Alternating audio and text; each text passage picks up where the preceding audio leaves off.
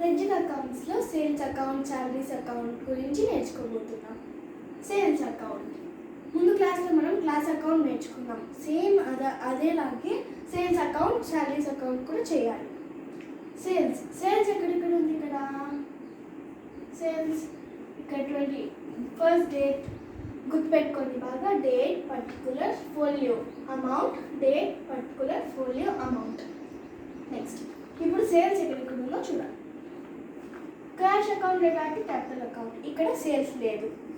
ఇక్కడ purchase account డేటా cash account, ఇక్కడ కూడా సేల్స్ లేదు. ఫర్నిచర్ అకౌంట్ డేటా క్యాష్ అకౌంట్ లేదు. క్యాష్ అకౌంట్ డేటా సేల్స్ అకౌంట్ ఇక్కడ ఉంది. ఏంటది? సేల్స్ అకౌంట్ ఎక్కడ ఉంది? టు సేల్స్ అకౌంట్ క్రెడిట్ సైడ్లో ఉంది కదా. సో క్రెడిట్ సైడ్కి వెళ్ళి క్యాష్ అకౌంట్ రాయాలని చెప్పాము లాస్ట్ టైం. సో ఇలాగే సేల్స్ అకౌంట్ కూడా సేల్స్ అకౌంట్ క్రెడిట్ సైడ్లో ఉంది. క్రెడిట్ సైడ్కి వెళ్ళి క్యాష్ అకౌంట్ డేట్ ఎంత? December 2020 December 7 2020 December 7. పర్టికులర్ ఏమి? బై క్యాష్ అకౌంట్, ఇక్కడ బై రాయాలి, ఇక్కడ 2 రాయాలని చెప్పుకున్నాం. బై క్యాష్ అకౌంట్ ఎంత అమౌంట్? 10,000.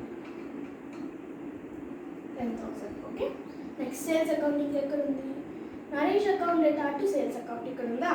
సేల్స్ అకౌంట్ ఇక్కడ ఒకటి ఉంది. నెక్స్ట్ డేట్ ఎంత? డిసెంబర్ 9. సేమ్ అదే కమా పెట్టుకొని డిసెంబర్ 9. ఏమది? సేల్స్ అకౌంట్ ఇక్కడ కూడా క్రెడిట్ సైడ్లోనే ఉంది. సో క్రెడిట్ సైడ్కి వెళ్ళి Naresh account by Naresh account by Naresh account ఎంత? 8,000. ఇంకెక్కడ ఉందా? Cash account sales account, salaries account డేటా క్యాష్ అకౌంట్ ఇక్కడ కూడా లేదు. సో మనకి ఇచ్చిన దాంతో సేల్స్ అకౌంట్ 2 ఉన్నాయి. ఏమది?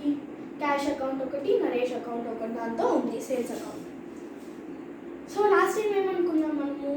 ఇవన్నీ టోటల్ చేయాలి, by brought down, by carry down చేయాలన్నాం. ఇదంతా 10,000 + 8 ఎంత? 18,000.